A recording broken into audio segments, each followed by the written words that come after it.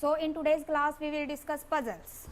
अगर हम बात करते हैं पजल की, तो प्रीवियस ईयर के जिन स्टूडेंट्स ने पेपर देखे हैं, प्रीवियस ईयर के आई होप सभी ने चेक किए होंगे पेपर, तो 15, 16, 17, 18 तक पजल का काफ़ी ज़्यादा ट्रेंड था एग्जाम के अंदर। ये मान के चलो कि हाँ 2-3 क्वेश्चंस पजल पे आ जाते थे।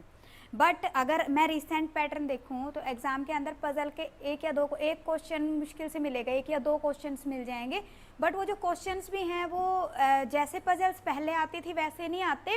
क्या होगा, या तो आपके पास में कुछ ऑप्शंस गिवन होंगी, कुछ स्टेटमेंट्स हैं, तो उसके बेस पे कि हाँ जी this particular on the basis of this particular statement we can give answer of any question, means इस तरह से कुछ लॉजिकल क्वेश्चन आ जाता है, ठीक है ना। मीन्स कि डाटा सफिशिएंसी की फॉर्म में डाटा आ सकता है। तो डायरेक्ट जैसे आज की क्लास के अंदर जो मैं पजल करा रही हूँ, तो इस तरह की पजल्स आपको वैसे आजकल कम देखने को मिलती है, बट यूपीएससी है, अनप्रिडिक्टेबल पेपर आता है। अब जरूरी नहीं है कि अभी 2-3 साल से नहीं आ रही पजल्स एग्जाम में ज़्यादा, तो इस बार नहीं आएंगी, ठीक है। आपके पास ऐसा भी हो सकता है कि एक पजल आपके एग्जाम में आ जाए और उस पर 2 से 3 क्वेश्चन आपको मिल जाएं। दैट मीन्स कि we have to be mentally prepare for all type of questions. So आज के क्लास के अंदर पजल में डिस्कस करूंगी, जितनी भी टाइप्स हैं पजल की उन पे हम 1-1, 2-2 पजल्स बनाएंगे, सो दैट कि एटलीस्ट आपको ये पता चल जाए कि अगर इस टाइप की पजल है तो उसको मैंने सॉल्व कैसे करना है एग्जाम में, ठीक है। और कुछ आप टेस्ट सोल्व करके देख लेंगे तो उससे आपकी प्रैक्टिस हो जाएगी। मीन्स कि पजल पे बहुत ज़्यादा हैवी पजल्स पे हमने ध्यान नहीं देना है, सिंपल मॉडरेट लेवल की पजल्स हम करेंगे, ठीक है। बस आपको पता होना चाहिए कि अगर ऐसी सी पजल एग्जाम में आ रही है तो उसको मैंने कैसे सोल्व करना है। क्लियर? हाँ जी, तो करें स्टार्ट। सभी आ गए क्लास में?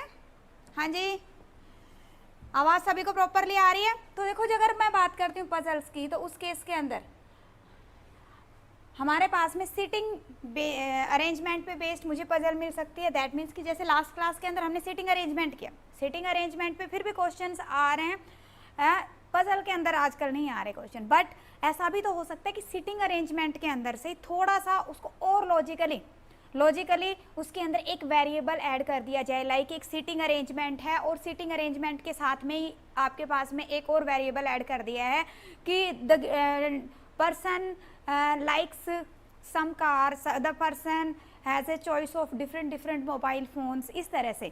तो वो थोड़ा सा आपका कॉम्प्लिकेटेड हो जाएगा सिटिंग अरेंजमेंट, बस इतना सा फर्क है। बट पजल के फॉर्म में आपके पास सिटिंग अरेंजमेंट आपको मिल सकती है।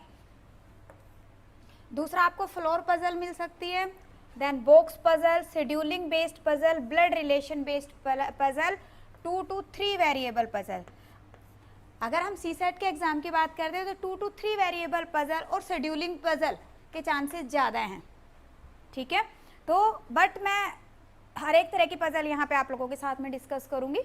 डन। तो सबसे पहले अगर हम बात करते हैं सिटिंग अरेंजमेंट की, in the continuation of the last class के अंदर हमने सिटिंग अरेंजमेंट किया था। तो कह रहे कि सिटिंग अरेंजमेंट की कंटिन्यूएशन के अंदर अगर हम चलते हैं तो पहले सिटिंग अरेंजमेंट पे बेस्ड कैसी पजल्स हो सकती है उनको हम डिस्कस करेंगे, ठीक है। अब जैसे यहाँ पे है, क्या है आपके पास में कि एक क्लासरूम हैज़ 4 बेंचेस। अब सिटिंग है, बट सिटिंग कैसे अरेंज हो रही है? कह रहा है एक classroom has 4 benches, each of one sit 2 student. हर एक बेंच पे 2 स्टूडेंट्स बैठे हुए हैं।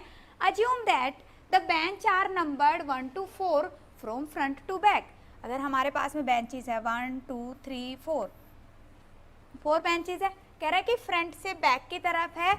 अब यहाँ पे नंबर है 1 2 3 4। Each student A B C D E F G H are sitting on the benches, not necessarily in the same order। अब साथ में उसने क्या कहा है कि कुछ जो फैक्ट्स गिवन है उनको हम इसके अकॉर्डिंग पुट करेंगे। कह रहा है A and G have a gap of 2 benches. A और G के बीच में 2 बेंचेस का गैप है। That means what, there is a possibility कि यहाँ पे अगर A आ जाता है और, ठीक है, तो यहाँ पे 2 बेंचेस को छोड़ के यहाँ पे क्या आ रहा है आपके पास में G। डन। अब ऐसा भी हो सकता है कि यहाँ पे A की बजाय G है